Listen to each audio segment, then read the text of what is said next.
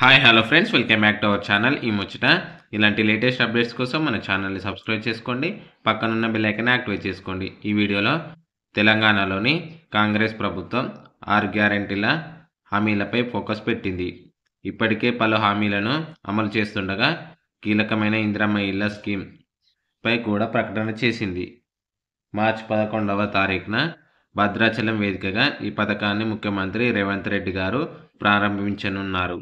ఏ క్షణంలోనైనా విధి విధానాలు విడుదల చేసేందుకు సిద్ధమవుతుంది ప్రభుత్వం. ఇప్పటికే ఆ దిశగా అధికారులు కసరత్తు చేస్తున్నారు. అయితే గత ఏడాది డిసెంబర్ 28 నుంచి జనవరి 6 వరకు ప్రజాపాలన కార్యక్రమం చేపట్టింది తెలంగాణ ప్రభుత్వం. గ్యారంటీల పథకాల కోసం 1,25,84,383 దరఖాస్తులు అందాయి. వీటిలో అత్యధికంగా ఇందిరమ్మ ఇళ్ల కోసం అప్లికేషన్ అందిన సంగతి తెలిసిందే. గత ప్రభుత్వంలో ఇచ్చిన గృహలక్ష్మి దరఖాస్తులను కాంగ్రెస్ సర్కార్ రద్దు చేయడంతో వారంతా తిరిగి దరఖాస్తు చేసుకున్నారు. వీటి సంఖ్య 80 లక్షల పైగా ఉంది.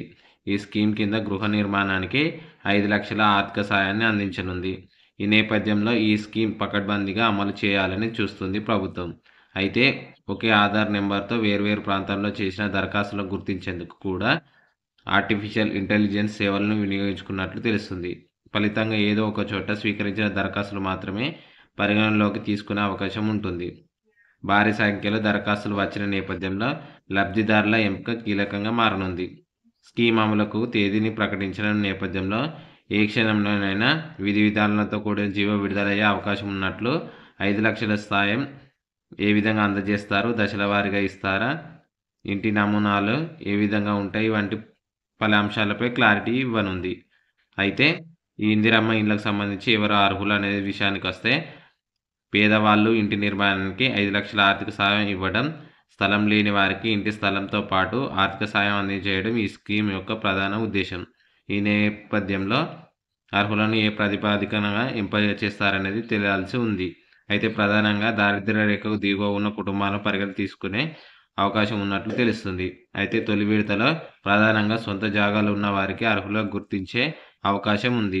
తొలి విడత కింద ఇందిరమ్మ ఇళ్ల నిర్మాణానికి 3,000 కోట్ల రూపాయలు కేటాయిస్తూ తెలంగాణ ప్రభుత్వం ఇటీవల జీవో జారీ చేసింది.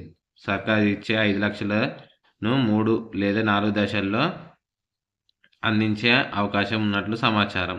అయితే గతంలో ఇందిరమ్మ ఇళ్లు పొందిన వారికి ఈ అవకాశం ఇవ్వడం లేదని తెలుస్తుంది. దీనిపై ప్రభుత్వం ఇచ్చే జీవోలో క్లారిటీగా రానుంది. ఈ స్కీమ్ అమలులో భాగంగా ముందుగా ఒక్కో నియోజకవర్గానికి 3,500 ఇళ్లను మంజూరు చేయాలని సూచనప్రాయంగా నిర్ణయం తీసుకుంది సర్కార్. దశల వారీగా గూడు లేని నిరుపేదలకు సొంత ఇల్లు కల నెరవేర్చాలని భావిస్తుంది. ఇందిరమ్మ ఇళ్ల పథకంలో ఇంటి స్థలం ఉన్నవారికి అదే స్థలంలో కొత్త ఇంటి నిర్మాణానికి 5 లక్షలు ఇస్తారు. ఇల్లు లేని నిరుపేదలకు ఇంటి స్థలంతో పాటు 5 లక్షలు అందజేస్తారు. సొంత జాగాలో ఇల్లు కట్టుకునే వారికి ఉపయోగపడేలా వివిధ రకాల నమూనాలను డిజైన్లు తయారు చేయాలని ఇప్పటికే ముఖ్యమంత్రి రేవంత్ రెడ్డి ఆదేశాలు జారీ చేశారు. లబ్ధిదారుల సొంత ఇల్లు తనకు అనుగుణంగా నిర్మాణం చేపట్టినట్టుకి తప్పనిసరిగా ఒక వంటగది, టాయిలెట్ ఉండేలా చూడాలన్నారు. ఇంటి నిర్మాణానికి పర్యవేక్షించే బాధ్యతలను వివిధ శాఖల్లో ఉన్న ఇంజనీరింగ్ విభాగాలకు అప్పగించాలని సీఎం సూచించారు. జిల్లా కలెక్టర్ ఆధ్వర్యంలో ఇంజనీరింగ్ విభాగాలకు ఈ బాధ్యతలు ఇవ్వాలని చెప్పారు. ఇందుకు సంబంధించి పూర్తి వివరాలు మార్గదర్శకాల్లో ఉండనున్నాయి. ఓకే ఫ్రెండ్స్, ఈ విధంగా ఇందిరమ్మ ఇళ్లకు సంబంధించి తెలంగాణ ప్రభుత్వం మార్చి 11న ఇందిరమ్మ ఇళ్ల పథకాన్ని ప్రారంభించనుంది. దీనికి సంబంధించి విధి విధానాలను తొందరలో పొందగలరు. ఓకే ఫ్రెండ్స్, ఇలాంటి లేటెస్ట్ అప్డేట్స్ కోసం మన ఛానల్ని సబ్స్క్రైబ్ చేసుకోండి. Thank you for watching this video.